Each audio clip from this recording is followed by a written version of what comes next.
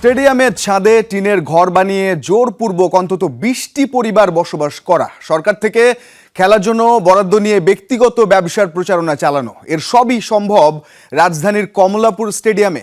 বাইরে থেকে মানুষ ঢুকে অপব্যবহারে কমে যাচ্ছে মাত্র কয়েক মাস আগে বসানো টার্ফের আয়ুষ্কাল। বিষয়টি জেনে সতর্ক করা হয়েছে বাফুফেকে, তবুও হেলদোল নেই কর্তৃপক্ষের। আরও অবাক করার বিষয়, সমস্যার সমাধান না করেই মাদকের অভয়ারণ্য কমলাপুর স্টেডিয়ামে শিগগিরই শুরু করা হচ্ছে বাফুফের এক্সেলেন্স সেন্টার। মেহেদী নাইমের 2 পর্বের ধারাবাহিকের আজ থাকছে দ্বিতীয় ও শেষ পর্ব। ক্যামেরায় ছিলেন শাফিন আহমেদ বাবু। সিলন টি রপ্তানিতে শীর্ষে।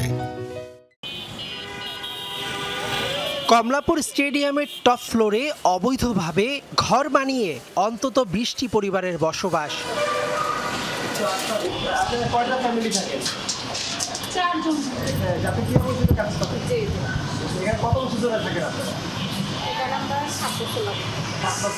বছরের পর বছর চিঠি দিয়েও সরানো যায়নি, অথচ বাংলাদেশের অনেক ফেডারেশনের খেলোয়াড়দের আবাসিক ক্যাম্প করার জায়গাটুকু নেই। চমকে যাবার মতো বিষয়, জুডো ও কারাতে ফেডারেশন এই জায়গা সরকার থেকে বিনামূল্যে বরাদ্দ নিয়ে নিজেদের কোচিং বিজনেসের প্রচারণা চালাচ্ছে। সরকারিভাবে শেখার চাইতে পার্সোনালি শেখাইতে বেশি উদ্বুদ্ধ করতেছেন আর্থিক লাভের জন্য। না, তাইলে এই ব্র্যান্ডিংগুলো কেন রাখছেন? এগুলো তো খুলে ফেলা উচিত না।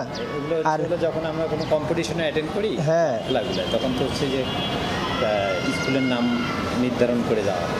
সব সম্ভবের কমলাপুর স্টেডিয়ামে বাইরে থেকে ঢোকার এমন রয়েছে অনেকগুলো স্পট। মাদকাসক্তরা তো ঢুকেই, শিশুরাও ঝুঁকি নিয়ে খেলতে ঢোকে। এখানে যারা খেলতে আসে বাচ্চারা, তো খেলার জায়গা নাই, তো কোথায় যাবে? তারা জোরপূর্বক এখানে আসে মাঠে খেলতে। এখানে ঠিক মানে আমরাও আটকে রাখতে পারি না, আমরা একা মানুষ কি করব, বাধ্য হয়ে তারা এখানে খেলে। প্রায় 200-300 মানুষ একই সময়ে খেলায় মাঠের উপর চলছে রীতিমতো টর্চার।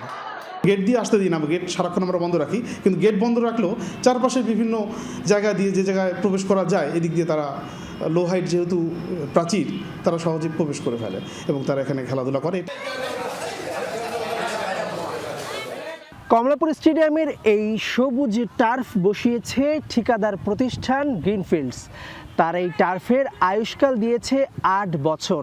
তবে অতিরিক্ত ব্যবহারে টার্ফের মধ্যে যে ছোট ছোট এরকম রাবারের কণা আছে, যেটা মাঠকে পিচ্ছিল করে, সেটা নষ্ট হবে, যাতে মাঠের আয়ুষ্কাল নেমে আসতে পারে 3 থেকে 4 বছরের মধ্যে। ফিফার অর্থায়নে নির্মিত এই টার্ফের দুর্দশার কথা জেনেছে খোদ ফিফা।